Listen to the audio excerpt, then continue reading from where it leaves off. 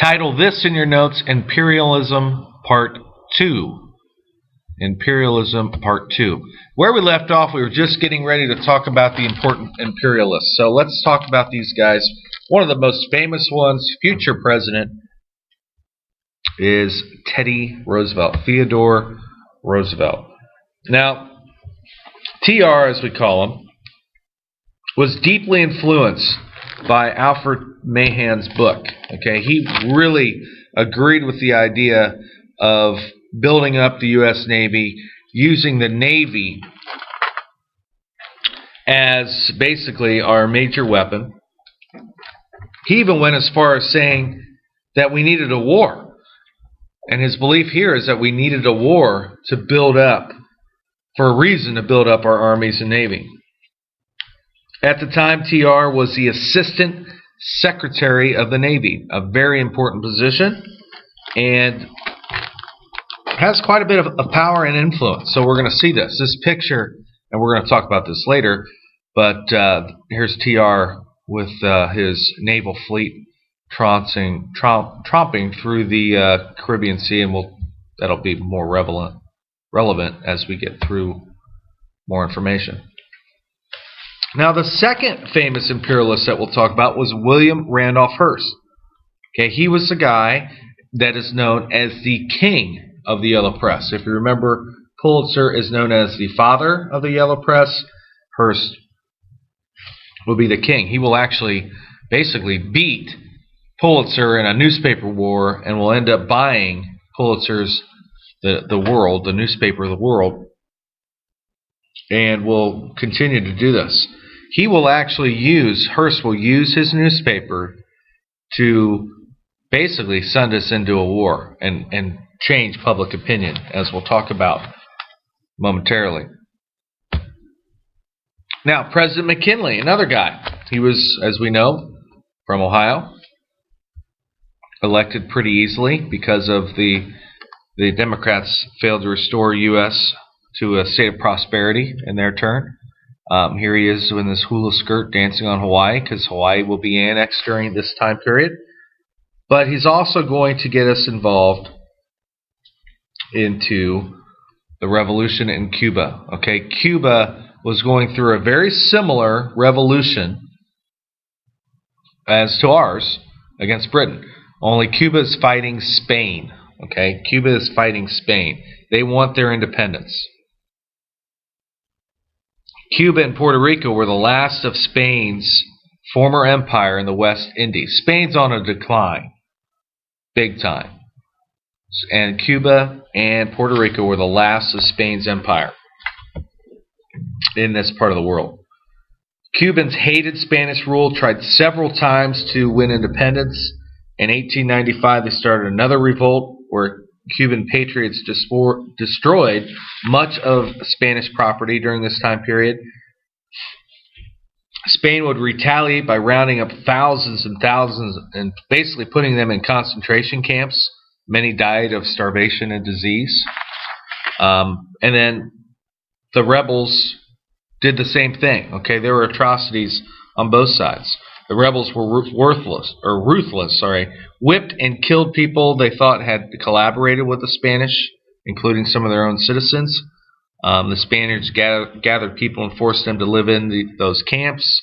And that really was on both sides. So things were not good. The Cuban rebels also used scorched earth policy, which is basically destroying their own land to get what they wanted.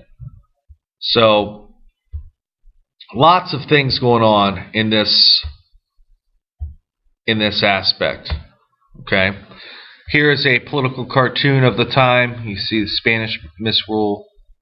See a Cuban under the anarchy fire of Cuba burning there. Like I said, the atrocities on both sides are going to be fueled. Hearst will use that as fuel to rally American sentiment. Hearst is going to take advantage of this, not only to change people's minds, but also to make money. Okay, let's not kid ourselves. he wants to make money.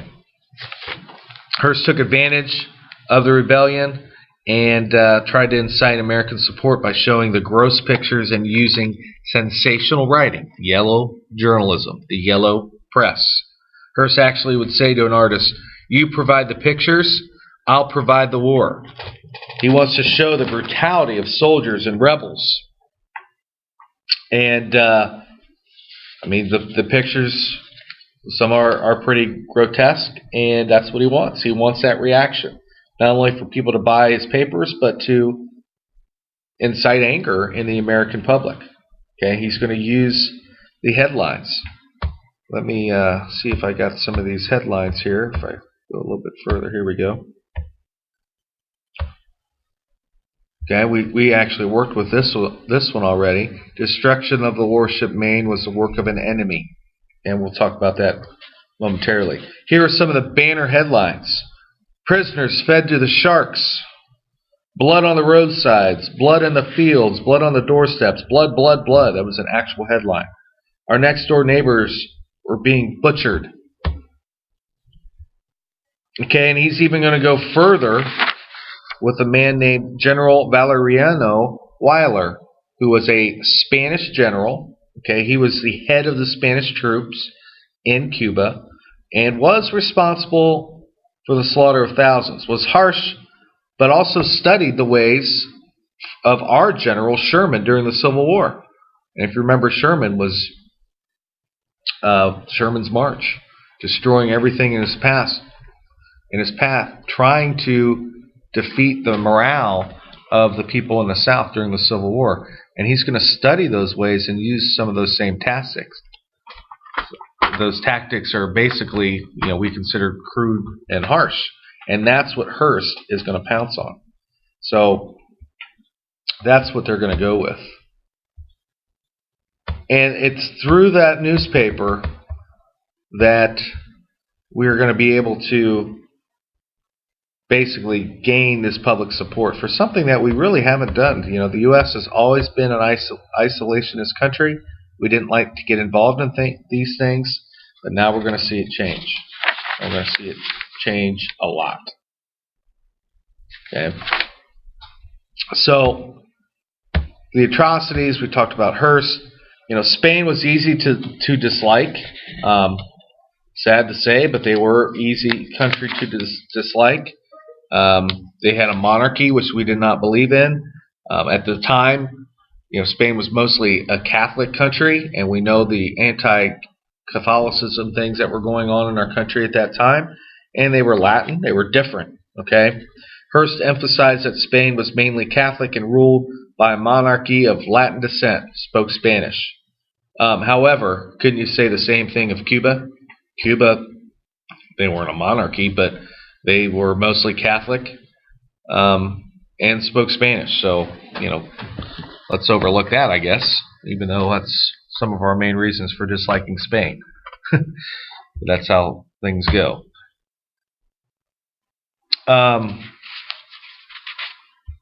Let's move on to, President McKinley, as we talked about. He didn't want the war. He believed that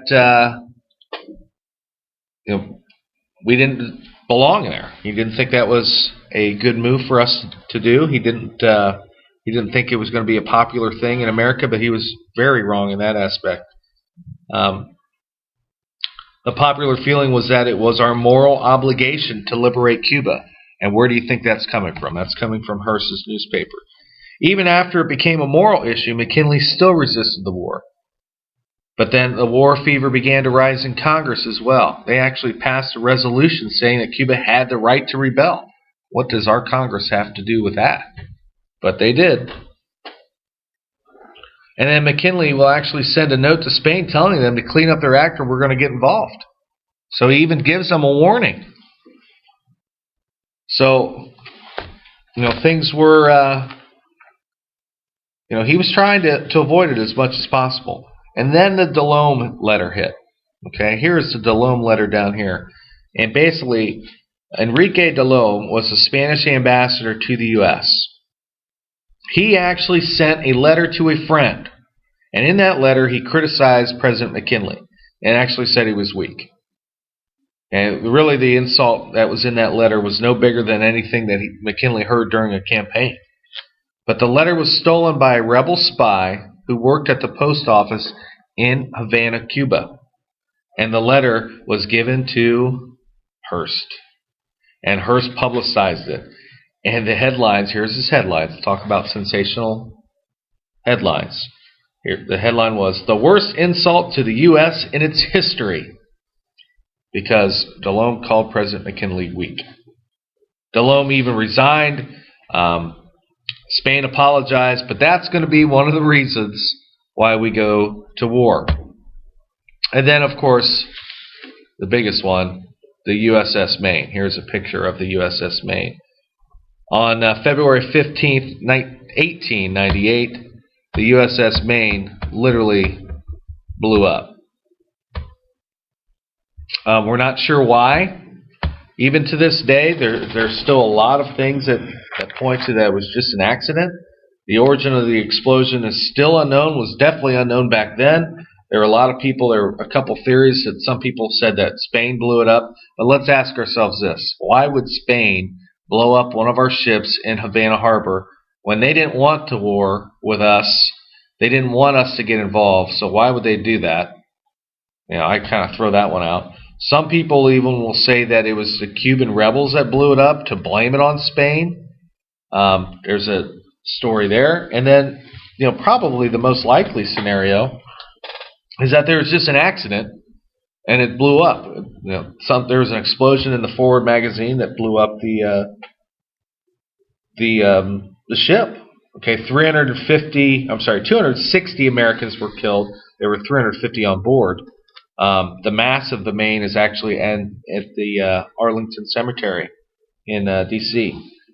And most of the remains were buried in that mass grave there. Public opinion was placed on Spain, or the blame was placed on Spain by public opinion. There was a headline, "The warship Maine split in two by an enemy's secret internal machine." Another Hearst headline. "The whole country thrills with war fever." Another headline. The most famous one, "Remember the Maine, to hell with Spain." People wanted war, and we're really starting to see that in the newspapers and things like that, especially in Hearst newspapers. So we have the Spanish-American War. Spain didn't want the war. Okay, they actually will do whatever they can. They will call the butcher Weyler, that's Valeriano Weyler. Hearst will give him the nickname the Butcher, another part of the headlines. They'll recall him. They'll offer self-government to Cuba, everything but independence. They'll free all the American prisoners that were taken. Spain even agreed to an armistice. But at this point, it's too late. Okay? And there's another reason. Okay? Besides all this stuff going on with imperialism and William Randolph Hearst and, should America expand, there's another reason out there that we haven't really talked about. What if somebody else comes in and takes Cuba? What if somebody else comes in and takes Puerto Rico? Like Germany. And that's a real threat at this point. What if somebody else would do that? Because Spain was weak. Okay? This is their last two strongholds in the West Indies. They were definitely on the downturn, and they were weak and ripe for the taking. So another theory out there is, well, if we don't take it, somebody else is going to. So basically we said it's too late. And President McKinley asked Congress for war powers. Remember, you have to ask Congress to declare war. February 19, 1898, as a result of the USS Maine and other things, they give him these war powers. And Congress declares Cuba independent and basically said that Spain would not leave Cuba. And so in April of 1898, we go to war. Fighting would take places in many different locations where Spain had a presence. The first one is the Philippines, all the way across the ocean we're going to do some fighting in the Philippines.